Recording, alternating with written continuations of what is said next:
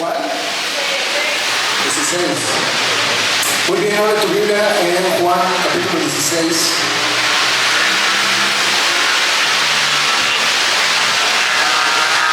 Vamos a leer desde el versículo 1 hasta el versículo 4 en esta noche. Amén.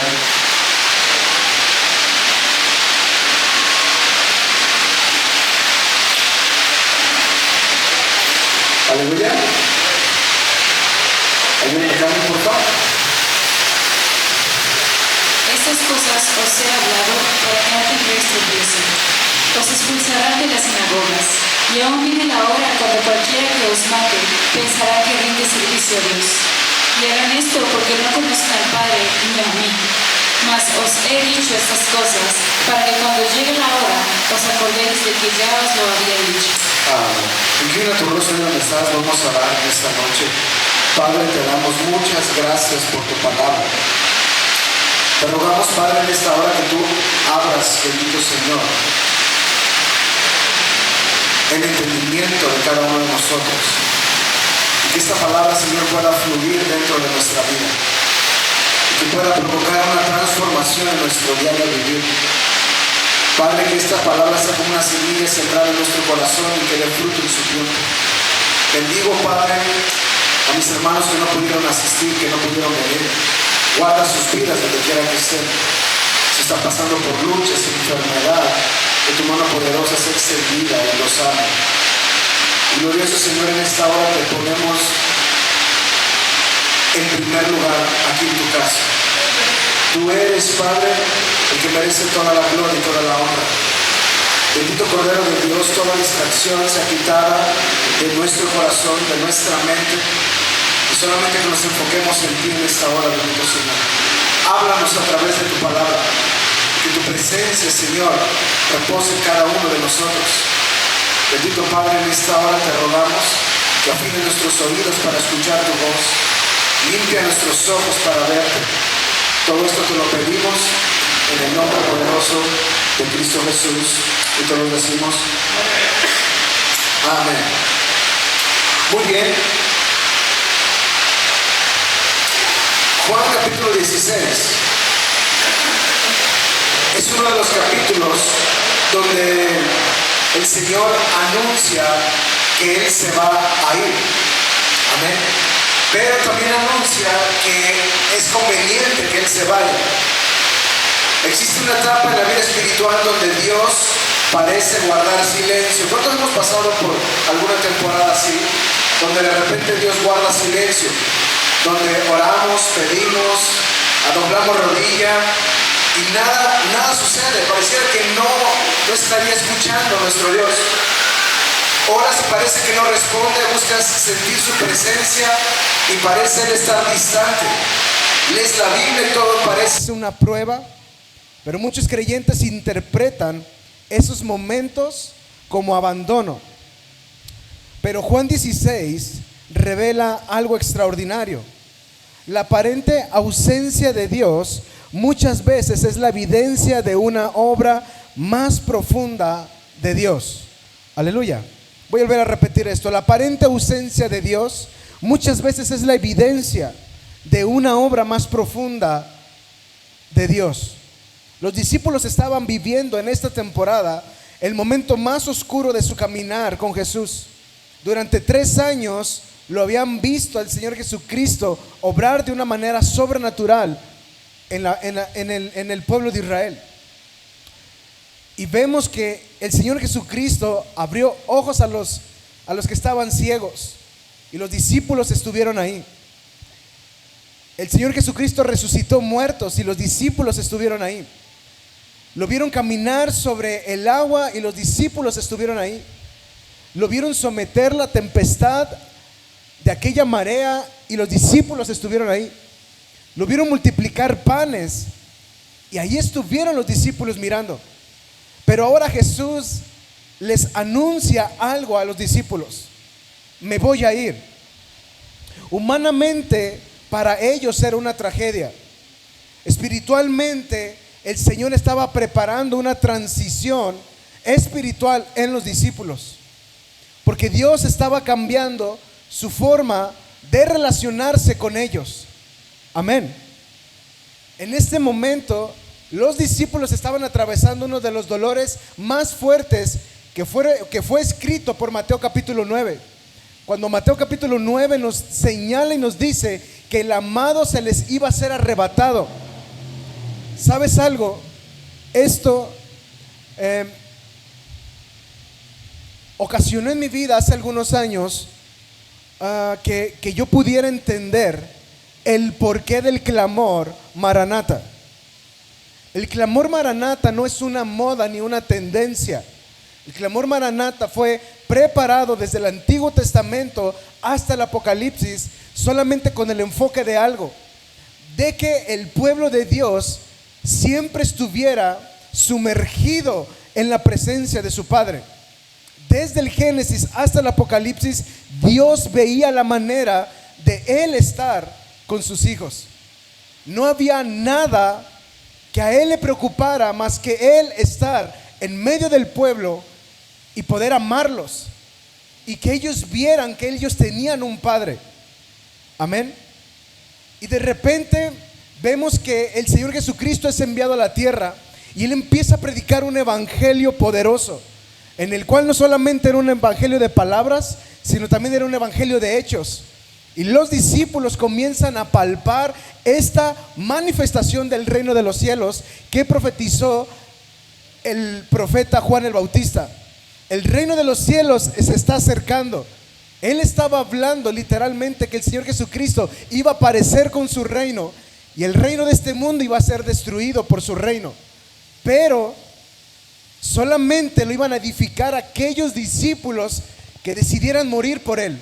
El jueves pasado estuvimos viendo que Juan capítulo 15 hablaba no solamente de una vida de andar o de saber de Jesús, sino que Juan 15 nos reveló que la vida del cristiano es permanecer en la vid. Y permaneciendo en la vid, nosotros íbamos a poder llevar mucho fruto.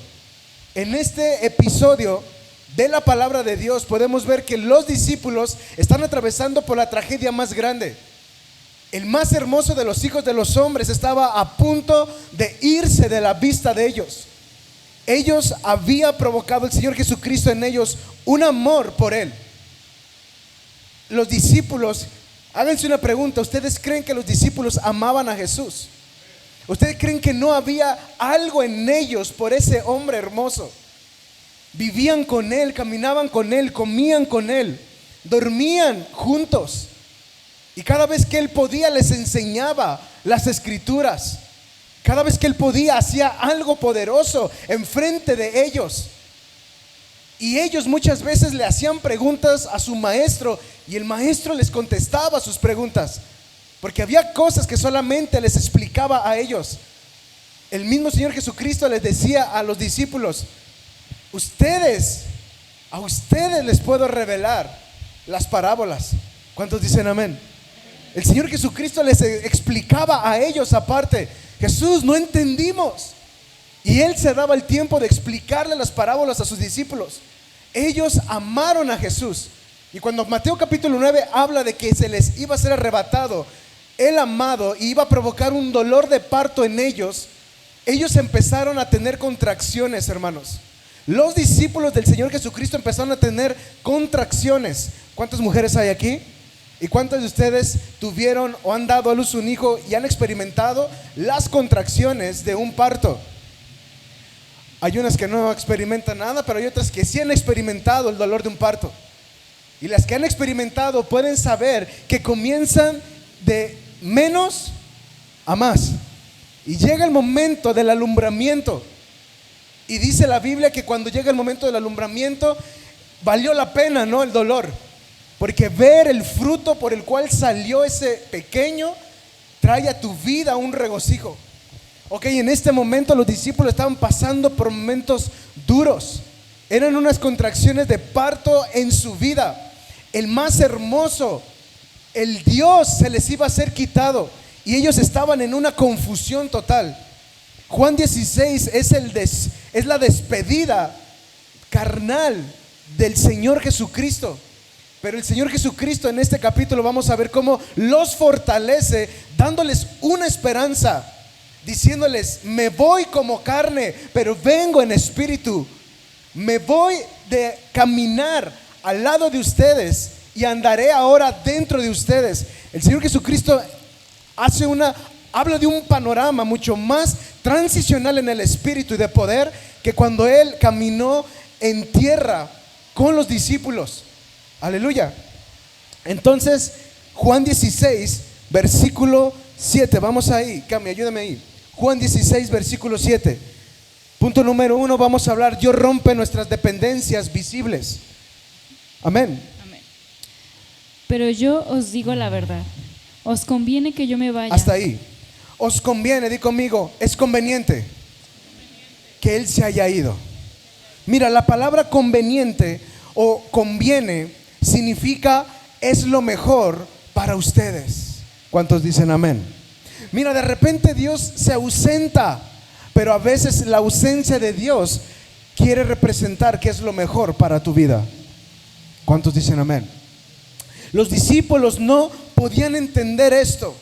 ¿Cómo podía ser mejor perder a Jesús?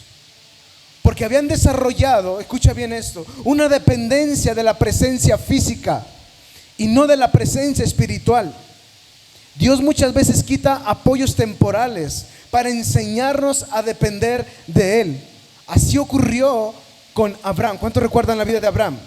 Génesis 22:2, vamos ahí.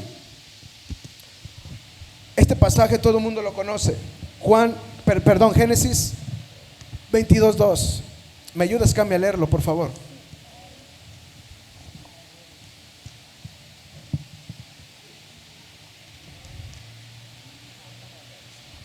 Génesis 22:2.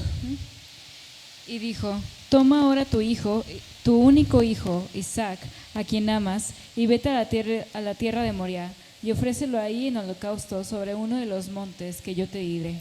Muy bien, ahí es cuando el Señor le pide a Abraham su único hijo, aquello que amaba tanto. Amén. Dios toca muchas veces aquello que está apoyado en tu corazón para quitarlo, no porque quiera destruirlo, sino porque quería que Abraham descubriera que Dios era suficiente para él. Hay momentos donde Dios remueve cosas que amamos, no porque sean malas, sino porque corremos el riesgo de depender más de ellas que de Él. Muchas veces el Señor va a quitar personas de tu vida, gente que amas, y te has de preguntar el por qué. Porque muchas veces esa persona está más en el trono de tu corazón que mismo Dios. Aleluya. Dios nunca va a permitir que algo ocupe el lugar que le pertenece a Él en nuestro corazón. Y conforme a eso, Él da este anuncio y Él les declara esta palabra y les dice: es conveniente que yo me vaya. Y fíjate el por qué. Vamos a leer otra vez Juan 16:7. Otra vez, sí. Pero yo os digo la verdad, os conviene que yo me vaya, porque si no me fuera, el Consolador no vendría a vosotros, mas si me fuere, os lo enviaré. Aquí encontramos el corazón del Evangelio del Señor Jesucristo. Él primero declara que es necesario que Él se vaya. Él les está diciendo a los discípulos: es necesario que yo salga, yo me aparte de ustedes, yo voy a volver de quien me envió. Amén. Y luego en este mismo versículo dice: porque si no me fuere, el Consolador no va a venir. Aquí encontramos este enfoque del Evangelio, que desde Génesis hasta Apocalipsis, escucha bien esto, Dios tiene un solo deseo. Di conmigo: Dios tiene un solo deseo. Mira, yo de repente miro a muchas personas que creen que el deseo del corazón de Dios es que te hagas un magnate. Eso no es verdad. El corazón de Dios es de que tú estés sembrado en el corazón del Padre. El corazón de Dios es de que tú ames a Cristo hasta la muerte. El corazón del Padre es de que ames al perdido. Pero aquí encontramos algo poderoso, que el deseo del corazón de Dios, del Padre, era habitar, di conmigo, habitar con su pueblo. El deseo más grande del Padre desde el Génesis siempre fue habitar con su pueblo. En el Edén, Dios caminaba con Adán. Imagínate levantarte en la mañana en el Edén y ir caminando y el Señor hablándote, diciéndote: ¿cómo estás, Adán? Adán caminó con el Señor. Su deseo siempre fue tener esa relación, esa comunión. En el Edén Dios caminó con Adán. ¿Cuántos recuerdan eso? En el tabernáculo, años después, cuando viene el pecado en Adán y en Eva, son expulsados del Edén. Y ahora el corazón de Dios era otra vez encontrarse con su pueblo. Y vemos que en el tabernáculo Dios habitaba entre Israel. ¿Cuántos recuerdan cómo era la habitación? ¿Cómo descendía la presencia de Dios en el tabernáculo? Era todo el tiempo. Eran las 24 horas, los 7 días de la semana. Así era la presencia de Dios cuando caía sobre el tabernáculo.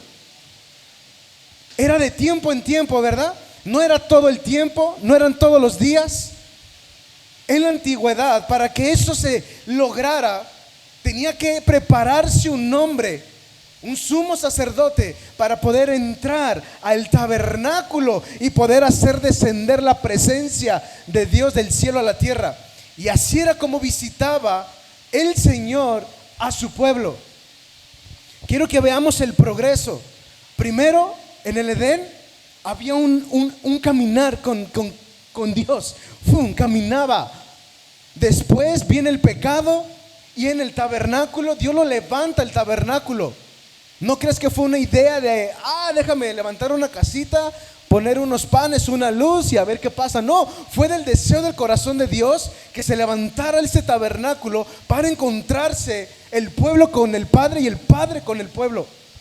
Y después de eso vemos que en el tabernáculo Dios habitaba entre Israel de tiempo en tiempo.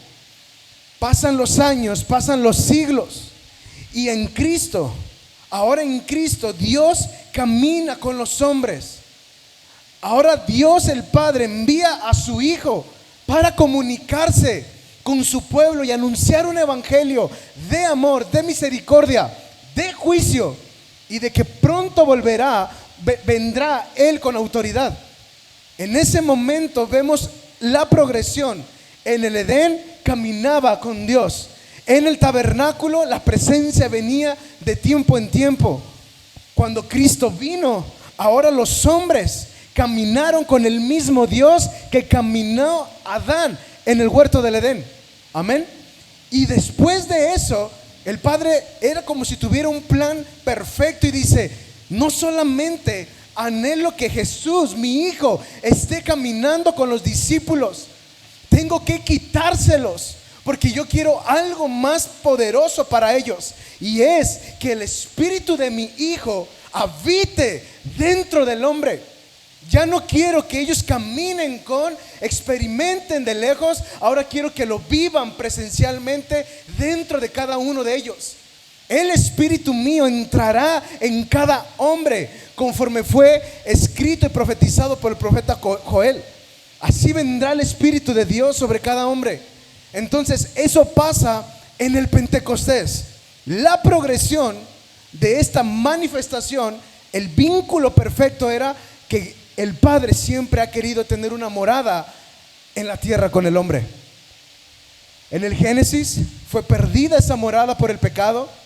Se levantaron muchos hombres para poder levantar un tabernáculo que de tiempo en tiempo venía una visitación de la presencia de Dios. Después viene el segundo Adán, llamado Jesucristo, que fue profetizado desde el Génesis, y ahora Él empieza a caminar con los hombres y los levantaba a los discípulos y vámonos. ¿A dónde vamos? A Cesarea de Filipo. ¿A dónde vamos? A Capernaum. ¿A dónde vamos? Vamos a Belén. Y ellos caminaron con Él, palparon sus milagros, y ahora se les iba a arrebatar al mero mero. Y en ellos estaba un dolor. Lean la palabra, como lo que pasó el día de los Pentecostés, hermanos, no fue nada más y nada menos que los llevó una urgencia a ese lugar, a los apóstoles. No fue, ya se fue Jesús, Dara, ¿y ahora qué hacemos, Dara? Pues vamos allá al monte a ver qué pasa. No, ellos estaban tristes.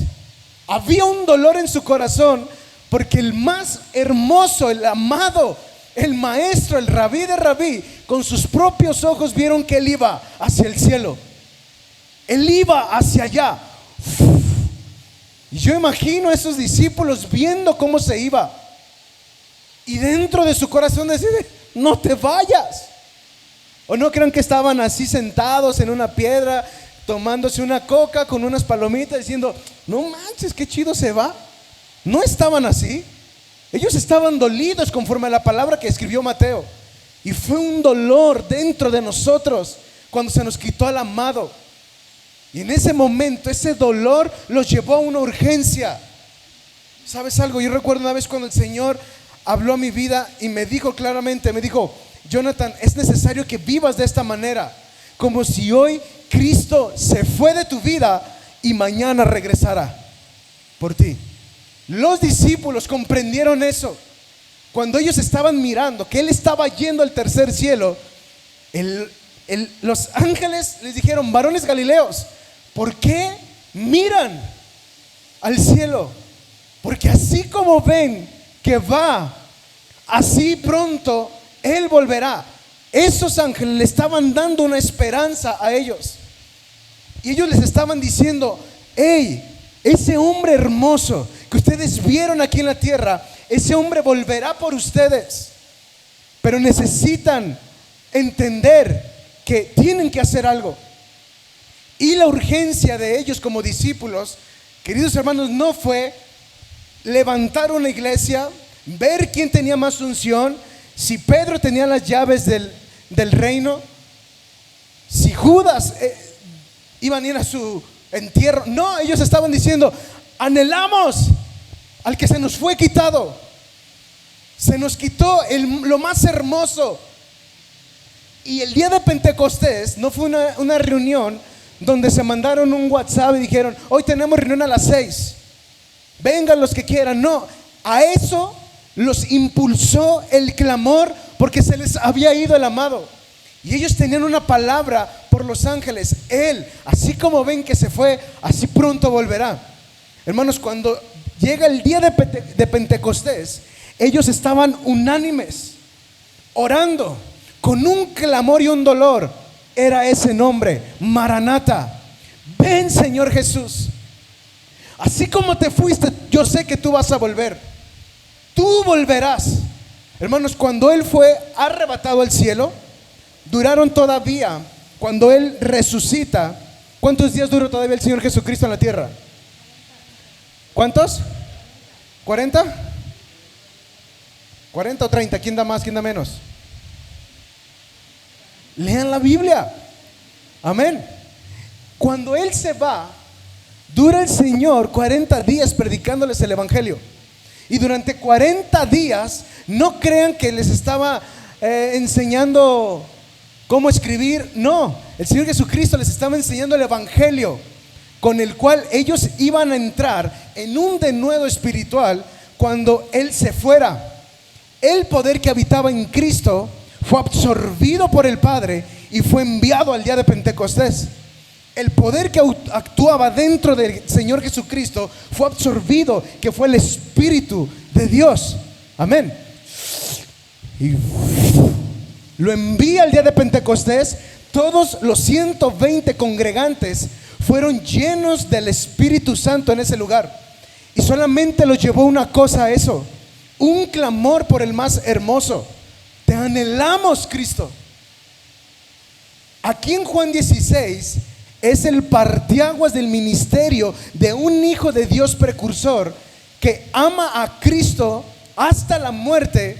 Aunque Cristo se te es arrebatado, Cristo volverá por ti y por mí. La esperanza que Juan da en el capítulo 16:6 es: Él se va a ir, pero Él volverá también. Él se va a ir de ustedes, pero va a dejar en ustedes lo más poderoso, el Espíritu dentro de ustedes. Ya no caminarán como nosotros caminamos cuando Él estuvo. Ya no verán los milagros como nosotros los vimos cuando Él estuvo. Ahora ustedes son los encargados de hacer esos milagros. Ahora ustedes cargarán el Espíritu que resucitó a Jesucristo de entre los muertos y caerá sobre ustedes. La vida de Cristo está dentro de cada hijo de Dios que confiese con su boca que Jesús es el Señor. Hermanos, de aquí en adelante, Juan 16 es el tema central escatológico para entender Apocalipsis. Es el tema central para entender cada profeta del Antiguo Testamento. Porque te vas a dar cuenta que lo único que importó en el Antiguo Testamento y en el Nuevo Testamento se llama Cristo Jesús. Él fue el que fue coronado en la tierra, fue coronado en el cielo, y lo coronaremos el día que Él vuelva otra vez. Él será coronado por siempre. Fue coronado allá en el cielo. Fue coronado aquí en la tierra con una corona de espinas, pero pronto vendrá con su corona y como un rey, y va a venir a juzgar a vivos y muertos. Aleluya. Dile al que está a tu lado: ¿a quién estás esperando?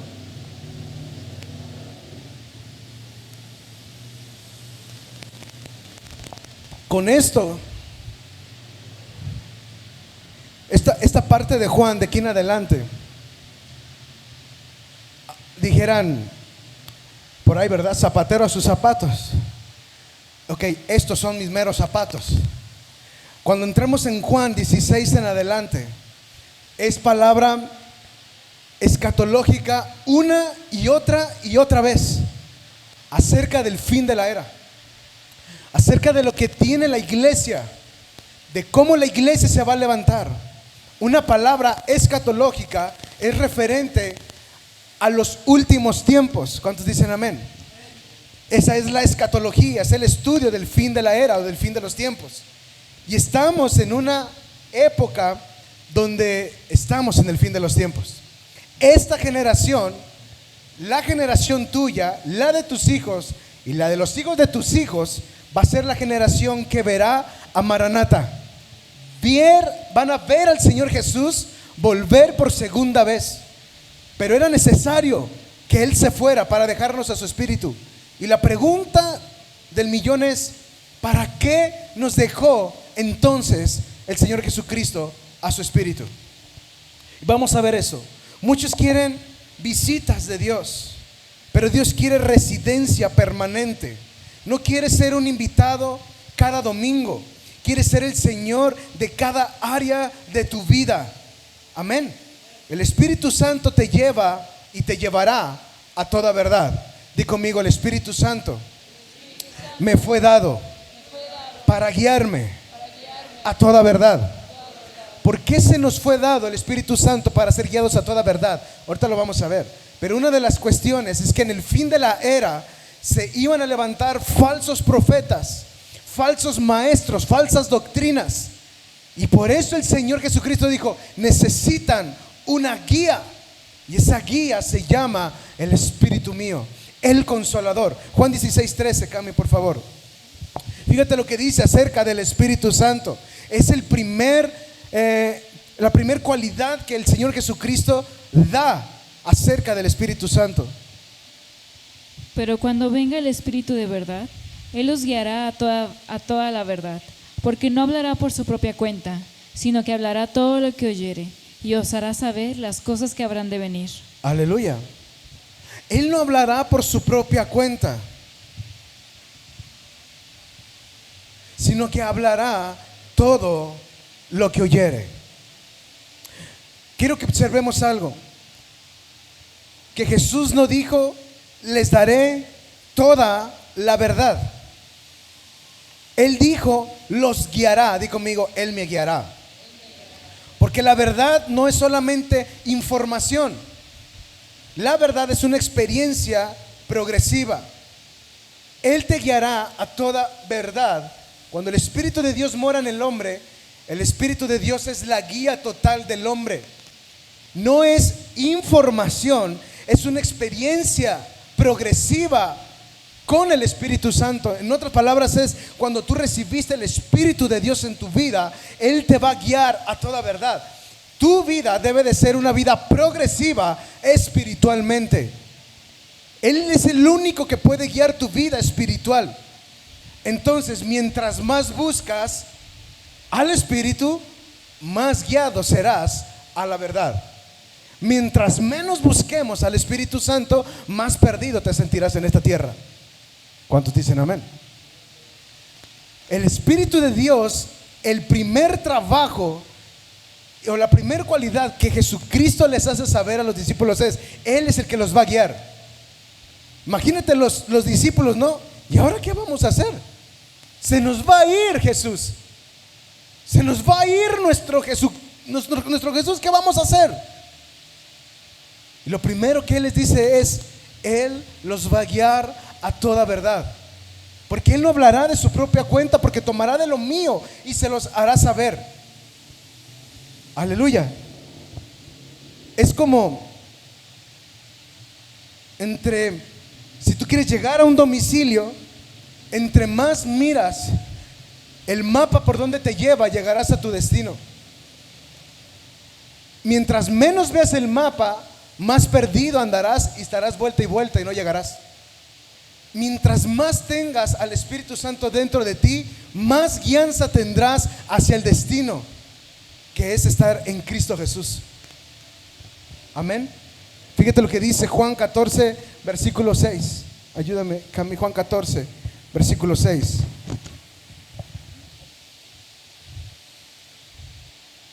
Jesús le dijo: yo soy el camino, la verdad y la vida. Nadie viene al Padre sino por mí. ¿Sabes algo? La verdad tiene un nombre y se llama Jesucristo. Él es la verdad absoluta. El Espíritu Santo no vino solamente para darte emociones, vino para revelarte a quién es Cristo Jesús.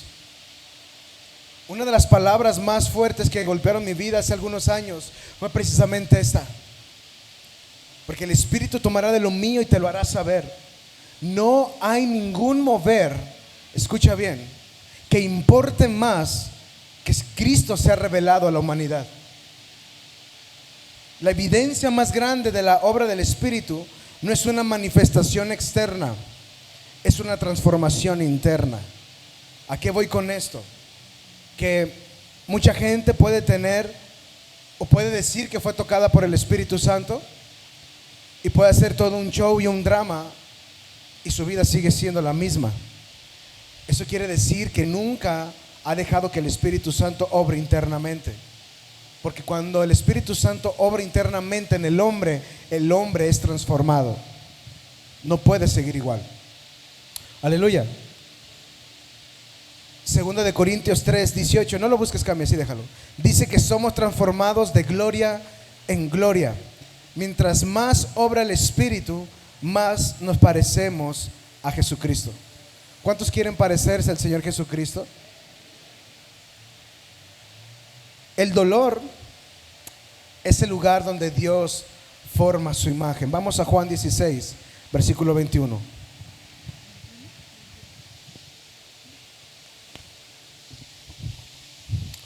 La mujer, cuando da a luz, tiene dolor porque ha llegado su hora. Pero después que ha dado a luz un niño, ya no se acuerda de la angustia por el gozo de que haya nacido un hombre en el mundo. Jesús pudo haber comparado la prueba con una batalla, pero la compara con un parto, porque por el parto es donde se produce la vida. Va a haber sufrimientos que no van a ser castigos. Hermanos, los discípulos quedaron en ruinas cuando se les dio la noticia que Jesús se les iba a ir. Y ellos sufrieron. Hubo un dolor de parto en ellos. Pero hay sufrimientos que no son un castigo. Jesús no los estaba castigando. Jesús los quería llevar a una formación espiritual. Dios va a usar la presión para formar el carácter de Cristo. Romanos 8:29 dice: porque a los que antes conoció, también los predestinó para que fuesen hechos conforme a la imagen de su Hijo. La meta principal de Dios no es tu comodidad, es tu transformación. ¿Cuántos dicen amén? La meta principal de Dios no es tu comodidad. No es cómo mejor lo puedo hacer sentir a la iglesia.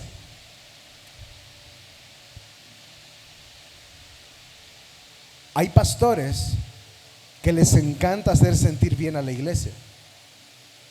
Y no es que a mí no me guste hacerlo sentir bien, pero hay momentos en los que el Señor Jesucristo tiene que hacerte sentir mal.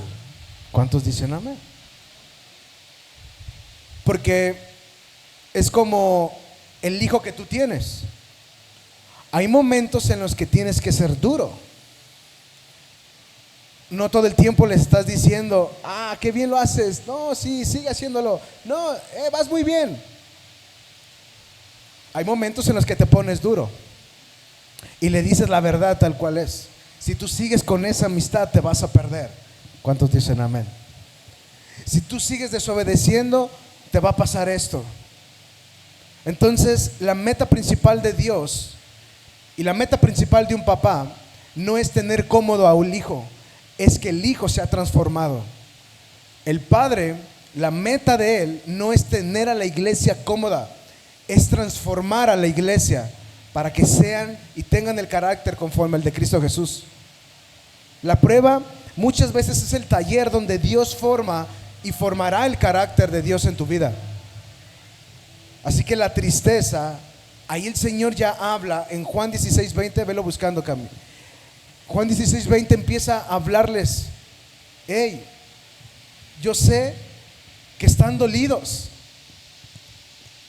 yo sé que están tristes, yo sé que hay un dolor dentro de su interior, pero hay algo que quiero decirles. Juan 16:20, Cami, ¿qué dice? De cierto os digo, que vosotros lloraréis y lamentaréis, y el mundo se alegrará. Pero aunque vosotros estéis tristes, vuestra tristeza se convertirá en gozo. Otra vez. De cierto os digo, que vosotros... Juan 16. Sí, le estoy diciendo de atrás, Cami, perdón.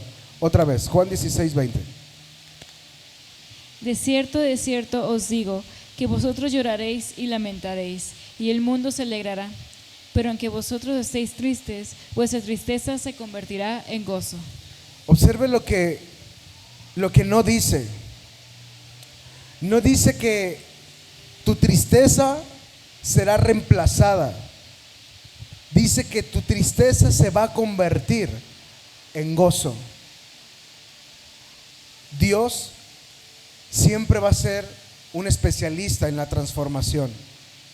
Dios transformó el agua en vino, Dios transformó la muerte en vida, Dios transformó la cruz en corona, Dios transformó pecadores en hijos y también transformará lágrimas en testimonios.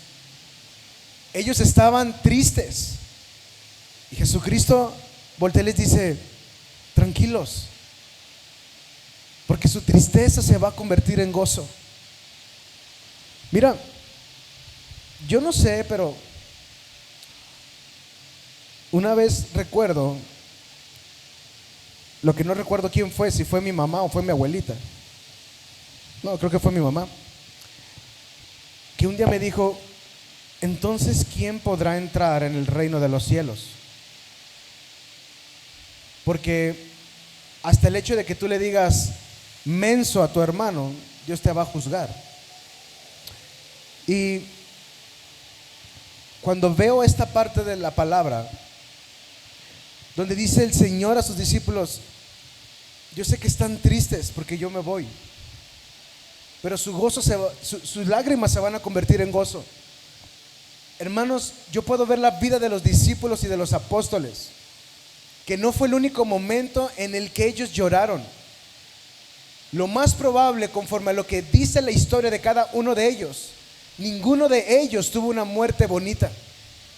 La mayoría de todos ellos tuvo una muerte terrible. No fueron hombres que murieron de un paro cardíaco y ya no supieron nada de su vida. Fueron hombres que fueron torturados por causa de Cristo Jesús. Muchos dicen que Juan fue aventado a una olla de aceite hirviendo y ahí no murió. Después fue enviado a una isla. Muchos fueron aserrados por la mitad. Otros fueron crucificados cabeza abajo. Y la pregunta del millón es esta: ¿por qué el Señor les dice en esta hora que su gozo, su tristeza, sus lágrimas se van a convertir en gozo? Imagínate el Señor relatando esta palabra a sus discípulos, ellos tristes porque se va Jesús, pero Jesús les dice: les conviene que venga el Consolador, el Espíritu, porque ya no quiero andar con ustedes, quiero habitar dentro de ustedes y ustedes serán yo. Era lo que Jesús les estaba diciendo. Y en ese momento Él se va. Viene el día de Pentecostés y el Espíritu entra, ¡fum!, en el hombre. Y dice la palabra que empezaron a predicar la palabra de Dios con denuedo, con osadía, con poder, con autoridad. Y todos, la mayoría de todos fueron perseguidos, fueron vituperados. ¿Sabes cuál era lo único que mantenía en ellos el gozo cada vez que eran perseguidos y vituperados? Que había una promesa del cielo diciéndoles a ellos: el que se les fue, Él pronto volverá por ustedes, Él regresará. Eso ardía en su corazón, y por causa de amor a ese hombre, ellos dieron toda su vida por Jesucristo, no importando el cómo murieron, sino importando el cómo vivirían en una eternidad juntamente con Él, reinando en este mundo. Juan está dando un momento en el que ellos están diciendo: van a sufrir, pero después va a haber un gozo inmenso. Imagínate aquel Juan en una tina de aceite. ¿Cuántas mamás hay aquí? ¿Y cuántas han echado de repente un pescado lleno de hielo al comal y les ha brincado aceite en la mano? Ahora imagínate, este hombre fue enviado, echado a una tina llena de aceite hirviendo, y todavía ahí no muere, todavía sale de ahí, y es enviado a una isla preso. Y en esa isla se le es revelado lo que hoy conocemos como el libro de la revelación, Apocalipsis. Imagínate la aflicción en su carne. ¿Cuántos estamos dispuestos a pasar eso por causa de Cristo?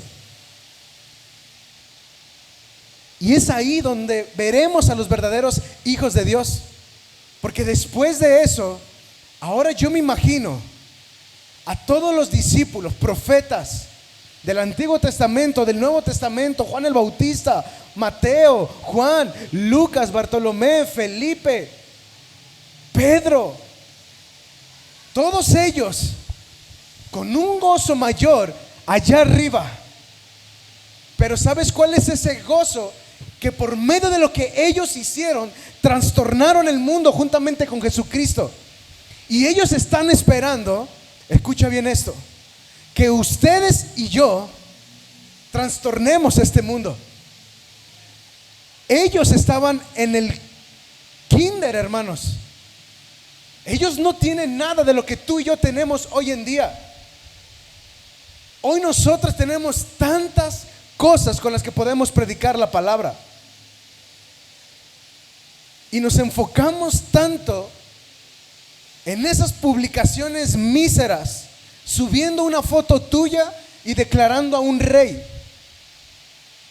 Eso no es declarar un rey, eso es declararte a ti mismo que tú puedes invocar o decir que eres un hijo de Dios, pero que tú tienes esa máxima autoridad sobre el hombre. Pero cuando tú le das la gloria a Dios, te encargas de que Él sea el visible y tú seas el invisible. Te encargas de que Él lleve toda la gloria y que tú no lleves nada de gloria. Pero hoy en día los hombres necesitan adulación para sentir que están bien. Mira, yo les puedo decir algo. Yo recuerdo una vez que bajé en una iglesia de predicar Y varios hermanos me dijeron algo, qué tremenda palabra. Y sabes algo, cada vez que vienen a mí y me dicen eso, yo siempre recalco algo en mi corazón y es: Señor, tuya sea la gloria. Y créanme, yo no necesito que nadie me diga qué buena palabra, amén, yo lo necesito, sí, lo recibo, porque yo no soy ningún payaso de nadie. Yo solamente soy una voz que declara una palabra y el Señor dice esto. Si tú lo quieres tomar como iglesia, lo tomas, y si no, lo desechas. ¿Cuántos dicen amén? La palabra de Dios sola se autolevanta, porque esa es la que tiene verdad, tiene poder y tiene autoridad. El hombre no. Y Jesucristo está ahora retándonos. Quiero que sean transformados. Quiero habitar dentro de ustedes, pero quiero que ustedes sean ahora Cristo en la tierra. ¿Cuántos estamos dispuestos a hacer eso por el Señor Jesucristo? ¿Cuántos estamos dispuestos a morir a lo que somos por causa de Él? Porque sabes algo, yo sé que mi galardón es grande, dice la palabra. Y mis lágrimas, que muchas veces nadie las mira, mis lágrimas que a veces nadie las contempla, que solamente Dios las tiene en su mano, un día van a tener respuesta para la iglesia, para esta nación, para este ministerio y todo lo que Dios va a hacer. Y mis lágrimas se van a convertir un día en gozo. Y sabes algo, si yo como pastor no veo cumplida mis lágrimas en oración aquí en la tierra, pero yo veo mis lágrimas cumplidas en otra nación o en otra iglesia, que Dios se lleve la gloria también.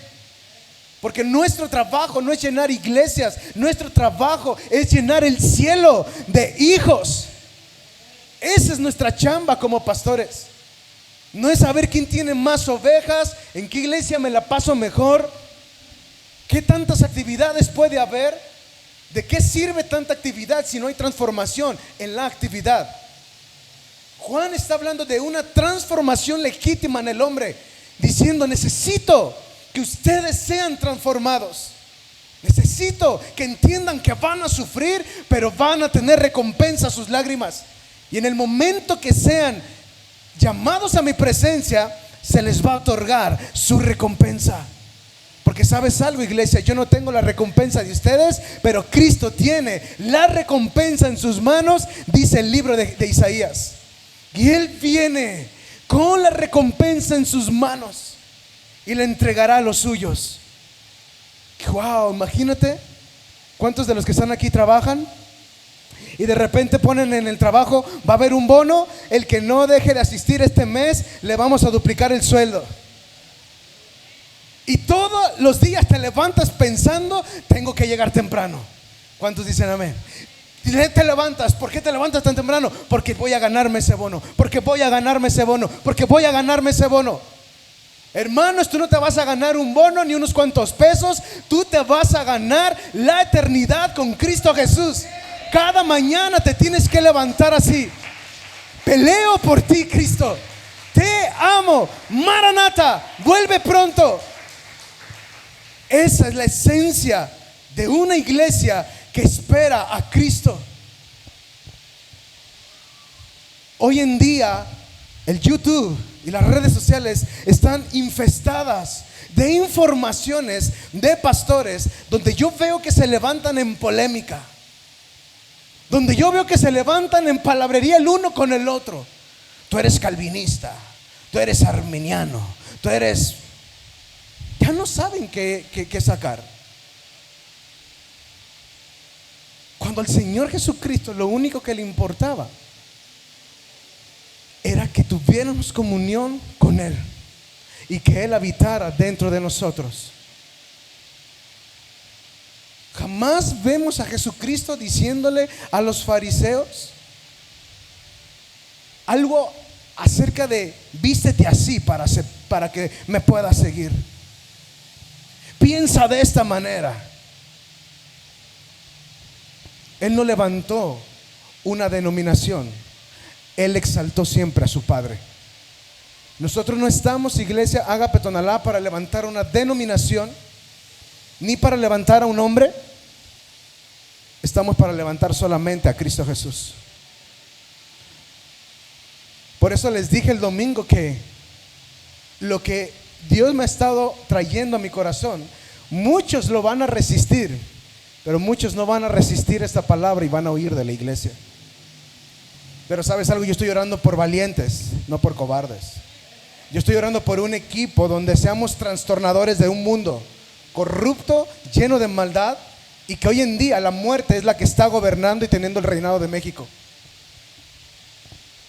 Pero va a levantarse un remanente, una iglesia transformada que va a dar su vida por Jesucristo. Y mi hija va a tener el concepto de lo que es la iglesia, de que viene un rey montado en su caballo, y mi hija tiene que estar esperando a ese rey. Aleluya. Hoy los niños esperan todo menos al Señor. Así que tú como papá tienes que inculcarle a tu hijo, tú tienes que esperar a Cristo. Cristo vuelve pronto, hijo. Ay, pastor, se va a asustar, es un niño. No, no se va a asustar, se va a enamorar de Jesús. En serio. Mira, yo en las mañanas me quedo con mi hija y de repente no la saturo de información, pero sí le digo: hija, Jesucristo viene en las nubes. ¿Cuáles nubes, papi? Le abro la ventana y le digo: en esas nubes que ves, Él va a venir. Y me dice: ah, ok. Es un niño. Pero ¿sabes algo? Un día sus ojos lo van a ver. Y si yo no estoy en esta tierra, él se va a acordar: el loco de mi papá me dijo que Jesucristo iba a volver. Eso va a ser un gran día para mi hija. Hace tiempo me preguntaron: pastor, ¿será bueno traer hijos a este mundo tan malo? Sí, tráelos, porque ellos van a contemplar la venida del Rey. Ellos van a preparar el camino al Todopoderoso. También no te agarres teniendo hijos a diestra y siniestra, ¿verdad? Si no puedes con ellos, pues no. Pero si puedes y anhelas un hijo, hazlo. Termino con esto. No terminé todo, pero vamos a quedarnos a la mitad. Salmo 30, versículo 5.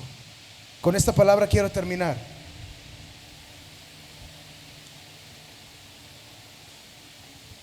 ¿Me ayudas, Dani, porfa? Salmo 30, versículo 5. Cami, ¿lo tienes?